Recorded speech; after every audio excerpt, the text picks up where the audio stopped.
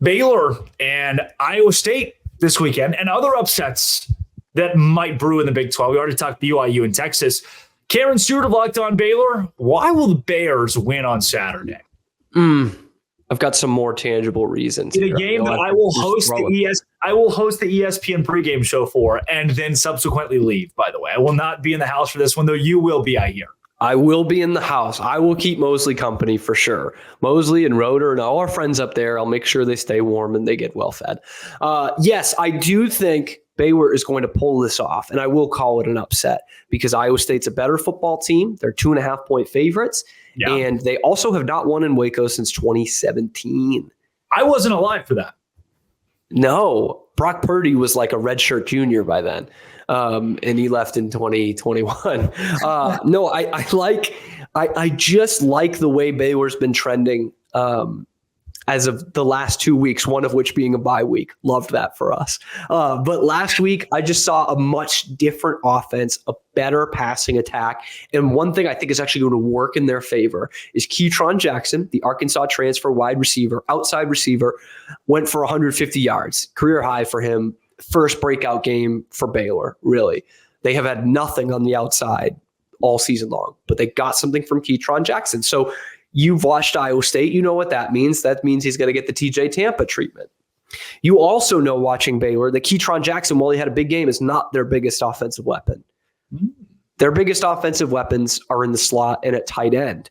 And so when you're going to put a bunch of focus on the outside X receiver, that's going to open up playing or lanes for their actual playmakers like Monterey Baldwin, Drake Dabney, even Jake Roberts had a couple big catches at tight end the other day. Or last week, I should say. And while Iowa State is coming off a bye and they are one of the hottest teams in the conference, I think there are some matchups that go Baylor's way. And the biggest one being, weirdly enough, the one that you would think Iowa State has the biggest advantage in, and that's their secondary against quarterback Blake Shapen. Best secondary in the conference. They were the best scoring defense in the conference last year, and I think that was Blake Shapen's best game last year, was on the road against Iowa State. Threw for 2 or 3 touchdowns in that one, 300 yards, and controlled the game and called some great audibles, one of which went for a touchdown on a run by Richard Reese. I think the way that Iowa State plays is the kind of defense Blake Shapen likes to go against, and they went into so much more of a rhythm against Cincinnati, who, albeit, is a bad defensive team. They got into such a better rhythm than they've been all season. I think that continues this week. Iowa State is not, and this isn't a knock on Iowa State. This isn't what makes a thing that would make their defense bad. They're not fast. No. They're physical. They're good. Aggressive. Fundamentally sound. They play the game the right way. I mean, it's smash mouth defensive football. Anybody that tells you Iowa State's not smash mouth defensive football, they're lying to you. This isn't great corner play. Our corners are fast as lightning. Our secondary is fast as lightning. And that's something that Baylor has done a good job of exposing, especially at home. This is a kryptonite. This is a kryptonite game. I think it is. Like what you and I, we grew up around Baylor, and Baylor could not win in Morgantown. Iowa State, for some reason, no matter what the circumstance is, can't find a way to win in Waco. And honestly, they've struggled against Baylor year in and year out, no matter the circumstance of which team is good, which team is not. Iowa State really had a hard time with Baylor. So I do believe this is on the forefront of my list of upsets. I'll tell you, even though I'm a Baylor grad and somebody who covers Baylor pretty closely, still, it pains me to say. And I can almost see it in your eyes and hear your voice. It kind of pains you to say that Baylor's going to win this week. Almost, a little bit. Because most of the games I haven't really believed that. Because this does sound a little optimistic, as if we're talking to Baylor fans, but at the same time, it's like, gosh, dang it, I think they're going to do it.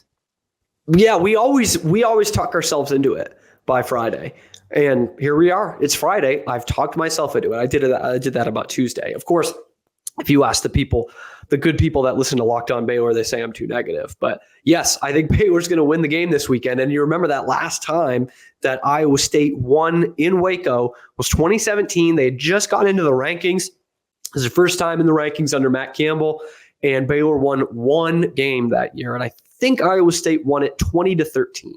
So again, it's been a house of horrors for them. Yeah. And in this conference, that actually means something. It really does. And I think Baylor just they actually looked better defensively, even though the numbers didn't quite back it up against, again, a bad Cincinnati team. But it was tangibly there for the offense for really the first time all season, save one quarter against UCF. It looked like a real offense, and that's what they looked like at the beginning of the season last year when they were really starting to cook before Blake Shapen got that injury against West Virginia. So to me, it's a different offensive team, and they have found the things that they do well. While the line still needs a lot of work, it's not like they're going to be bringing the house every play, but I think this matchup will favor Baylor. Move Baylor to. And by the way, I mean, Iowa State coming off a bye week, and I just want to add this real quick, Drake. Iowa State coming off a bye week, in the middle of that 2-week span, I don't know how much you're game planning before that second week anyway, but it's a totally different offense that you're looking at. Baylor didn't hand the ball off until 25 minutes into the game against Cincinnati. So, I mean, what were you preparing for? It's not the same Baylor team you're going to get this week. Correct. Thank you. Iowa State would move to 4-4. Baylor would advance to 4-4. And Baylor needs the game, by the way. That's another thing. This is a team that still does have some pride, although you would have just noticed it the first couple weeks of the year. They need to win this game. Need it. They need to win the game to go to a bowl for sure. Yeah. Other big matchups: Oklahoma, Kansas, Houston at Kansas State, West Virginia at UCF, Cincy at Oklahoma State. Quickly before we get you out of here, any other upsets you see? Not really. Of course, that's not what's going to happen because it's the Big 12. The most intriguing one to me is that Houston, Kansas State. Houston thinks they're still in this, A, for a bowl game, and B, I don't think they can get there, but making a run for like that top 4 in the conference. Wow. So this will be interesting. I still have Kansas State winning because I have them in Arlington. West Virginia upsets UCF on the road in Orlando. And by upset, I mean I don't think that's an upset. It's a 7-point upset. Is it really? Pool.com, yeah. I mean, look, UCF put up a heck of a fight against Oklahoma, but we're talking about the same UCF, right? UCF by 7, FanDuel.com. West Virginia was the first surprise team in this conference this year. It's changed like 3 times since then. Yes, it has. This has been all. That's Cameron Stewart from ESPN Central Texas, now Locked On Baylor. Drake Toll from Locked On Big 12 and ESPN Central Texas. I think we work together. This has been It Always Will Be. This is nice to me. Your first listen every single day. Locked On Baylor. Y Doce Grande.